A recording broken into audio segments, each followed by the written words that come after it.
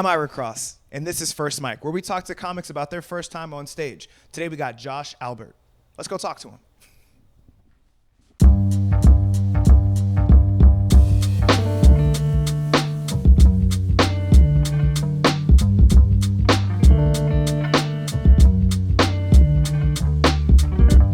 So diving right into it, man, Josh, thank you for coming on the show, man. This is so I appreciate you jumping on and doing your thing. We're just gonna have a dope conversation, just get right into it. For sure. What made you get into comedy? It's kind of the only thing I've ever been good at is like making people laugh. Yeah. That's always kind of been my thing. I've always loved stand-up comedy since I was a kid. My dad was real into it, like Chris Rock and Bernie Mac. And, legends. Yeah, stuff that I was probably too young to be listening to. But yeah, that was my favorite. And then I got even my mom was into the blue collar comedy tours. Ron White is still, one of the legends, I think. But I was really into stand up when I was younger. Then I found Daniel Tosh and Tosh Point oh, and that. I started watching his stand up and branching out for myself, kind of from what I learned as a kid. And I always really liked stand up comedy, and it took me a while.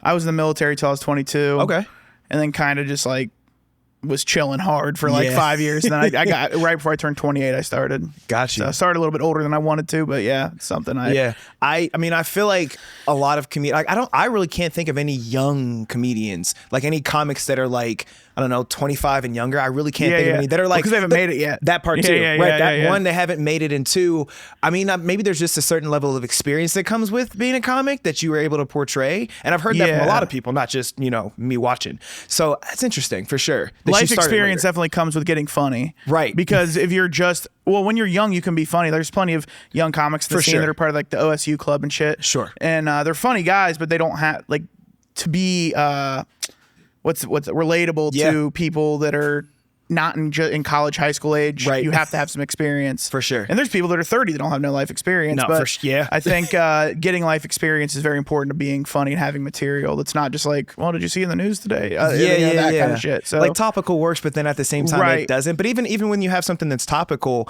you still want to be able to relate it to what's going on in life and what's happening and things like that. Have them know you a little bit. Literally. Right. Because then that's how if they know you, then you can kind of grab them in and say whatever you want. For sure. By the way, if you hear any sounds in the background, that's the wonderful stylings of Gavin. Gavin works at Rehab Tavern.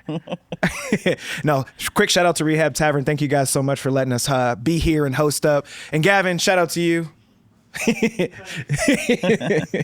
But yeah, diving right into the next question, man. First mic, that's the name of the show. Mm-hmm. What was your first mic? Whether it was your first, actual mic, whether you first, your open mic, what was your first mic like? Talk to me about it. So I started in Kansas City. Okay. So my first open mic was at the Comedy Club of Kansas City. Okay. This is over 3 years ago now. Mm-hmm.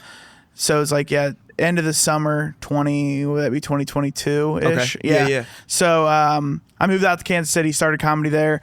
The Comedy Club it's like a legit Funny Bone style. It's almost in the middle of a Funny Bone, bigger than an attic. It's like a club with the rest, kitchen and everything. It's a place where locals can get work and stuff like that. That's cool. So that being said, we're 20 old dogs there that it was a little intimidating your first time going in. No one's really talking to you. Right. It's a lot more people.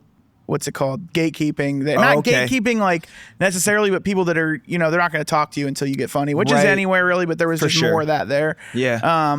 So it was a little bit you walk in, no one's talking to you. You kind of sit there at a table by yourself. There's your class of a few people that started within the last 3 weeks with you. But even guys who've been doing it for a month at that point think they're better than you. They're cooler than you, you know what I mean? So it's a little weird, but I went up.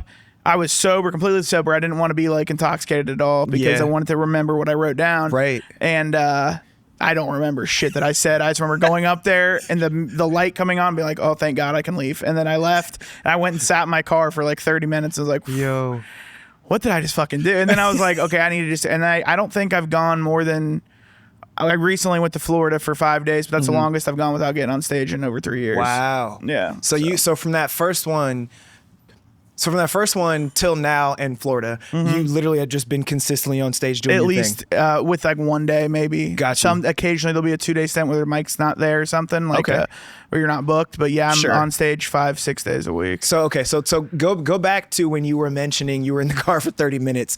What were you thinking, feeling? Like, tell me that. Like, it was like post game excitement. Okay. Like, well, all that tension, you feel like you just busted, you know, a little bit, not even like a good way. Like you're watching some gross porn or something. Like, I'm done. And you're like, I'm done. Ugh, get away from me. But like, I'm going to do it again. You know what I mean? Like, I'm going to watch that same video. It worked. It's in my tabs. Yes, I'm going to go back through the history. Right. Unless you search on private mode. It's important. It is important. It is important.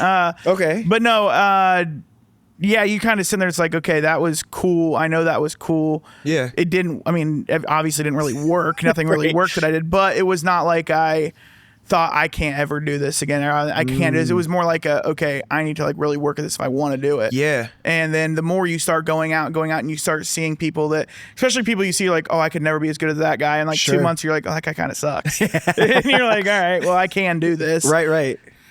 Obviously, then you get into different stages. You're always constantly thinking like, oh shit, like is this for? Can I do this? Right. Am I doing the right thing? But you know, if you keep just working at it, if you have some natural talent, it can kind of keep you motivated. You find people to surround yourself with that are kind of motivated the same way you are. For sure. Tyson, people like that. Keep you like, okay, I'm not just a crazy person out here, accomplishing nothing. Because which is what you can feel like sometimes. But yeah, sit in that car, just like. You're like, you don't really know what happened, but you know that I knew that I had to keep working at it if I wanted to make something with it. Yeah. So you touched on a little bit about like community essentially. So that was, you were in Kansas City, right? So now you're in Columbus. Right. One, what brought you to Columbus? And two, what's the difference in the community, if there is any? So there is a big difference. I'm from Columbus. I'm from Hilliard. So I moved out there for work. Gotcha. And when I left my job there, I stayed working out there for a little bit and then ended up moving back to Columbus. Got you. Okay. My fiance's family's out here. My family's out here. Makes sense. I've lived away from home quite a bit, but it was definitely better. And there's a bigger scene here too. Sure. More opportunities with Cleveland and Cincinnati. Yep. That being said, there are like the handful of like, I'd say their top comics and ours, they just have like better quality out there. They have like 15, 20 comics that just go on the road out of Kansas City and don't leave Kansas City. So here we have a lot of people that have like left and went to New York and LA and this like, we're there. Everyone kind of stayed. They do have people that left, but they have a really big old guard that have stayed around. Interesting. And kind of, if you suck, like you're not going to get put on things. Like here, there's so much opportunity that you can anybody can start their own showcase and it becomes semi-successful because there's 200 people to book from. Right. There, it's a lot more selective, so the same people kind of get booked. Where the negative there is their Don't Tell wasn't as successful as Quick because they had to keep booking the same 7-8 people, and there's like not a lot of diversity. Right. Not a lot. So like picking and choosing. So there, I was a young brown comic, so I got booked for Don't Tell right off the bat. I had 5 minutes, and they just would book me to open all the time, which was cool for me. But it was a little smaller scene there, but they had some really good quality comics. I still bring a lot of them here to do shows, and I go up there. I went up there last weekend to actually do Don't Tells and stuff like that. And no, that makes so much sense. Yeah. So, final question I want to throw at you. If you were to give advice to a new comic that was starting out or a comic that may be apprehensive about, or somebody who is like, I think I'm funny, people tell me I'm funny, what would you tell that person that is interested in becoming a comic and getting on stage? The only way to do it is just getting on stage and keep getting on stage. If it doesn't work out the first month, you just got to keep. After a year, probably you can kind of get like, and being self-aware. Unfortunately, this comes with delusion. And you have to have the right amount of delusion, but if you're just delusional with no talent behind it, it becomes sad pretty quick.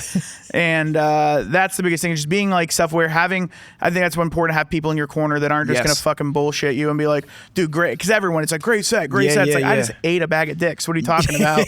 Great set. And then you have to have people that are like, that you fucked that up. You like, we're too fucked up tonight. You need to blah, blah, blah, whatever it is to check you, to be like, you're better than that. Or here's this that you can do better next time. It's important to have those people in your corner, because if you just have a bunch of like yes men around you or girls, then you're you're just setting yourself up for failure. And then you're never getting better, and you're not even enhancing the communities around you anyway. That's it. And you might still get booked in your little group or whatever, but you're not going to, and you're wondering why you're not expanding. It's like, well, you're not doing comedy in different environments. There's too many people that, okay, I just do comedy at the Attic. I just do comedy at Hashtag. I just do comedy at this mic. I just do comedy here.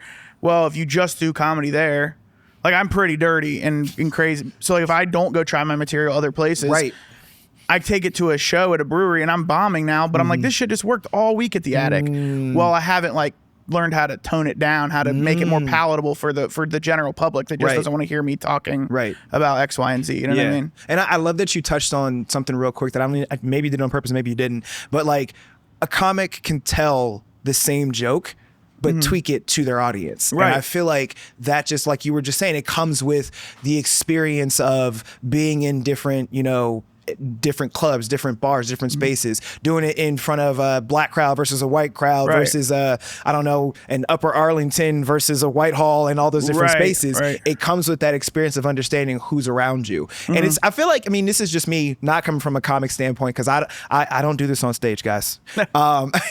Not yet, maybe, probably not. Probably not. Dude, it's fun. Dude, it's I'm vulnerable, not that vulnerable. But I think it comes with the experience of just like taking the time to figure out who you're around. And my mind goes to, I'm going to tell my mom a story that's going to be different than how I would tell my dad, or how I would tell you, or I would, how I would tell somebody else random, like, or a person I've never met. Like a story that I'm going to tell my best friend is going to sound different than I'm going to tell a stranger that I just met. And I think people don't realize that. There's nothing wrong with it at all. But I think people need to realize that in some sense, that's what it's like to be a comic. You got to be able to adjust to who your audience is. And adjust your material. Even if you're watching the comic, it's important to watch the comic before you. And then you see like, oh, this guy's trying all this, that I need to completely readjust what I'm going to do when I get up there. And that's being a professional and not just being like, well, they better like my stuff. Well, then you're going to have a miserable 10 minutes up there. Hopefully you're just that funny. Right. Which some people are. Some people are. Rand Barnacle, someone like that, you can go up and do whatever you want whenever he wants, because he's going to do good. Right. But, most comic, you have to kind of go up and until you become undeniable. Yes. And even those guys, there's rooms that you have to kind of adjust. You have to work if you're working with someone cleaner. Yeah. You have to adjust your material, even if it's not that dirty, Right. For sure. Yeah. Well, dude, thank you so much for taking, was it 15 minutes out of your day? Dude, I really appreciate it. I love talking comedy. So dude, and that's one of the main reasons that I started this, is that it stirs up a conversation to talk about comedy in a way that isn't just, we're talking about this latest joke or what, I don't know, whatever that might be. It's such a simple, easy niche thing. Niche. I'm not the, It's a very specific thing that we're working on, and it makes it so simple to just spark the conversation about something that you love. And that's really that's all I want. That's what First Mic is. Yeah. So, dude, thank you so much again for being on here. Thank you. Appreciate you. For sure. Absolutely. And everybody at home, can you tell them, or on your phone or on whatever you're doing, tell them where they can find you, either online, social media, all that shit. Yeah, at J Albert Comedy on Instagram. Boom. Facebook's just Josh Albert, and that's all I really have. So. Sweet. Yeah. So find him. I love this guy. He's great on stage, so you want to see him there too. But check his content out. His footage. That sounds more professional. Film, his film. His paraphernalia. Yeah, that stuff. But thank you all for listening. Thank you all for watching. We really appreciate you. And I'm going to shout out Rehab one more time just because I can and I remembered. This time I remembered. Thank you all at Rehab for doing y'all's thing. This is First Mic. Thanks, guys.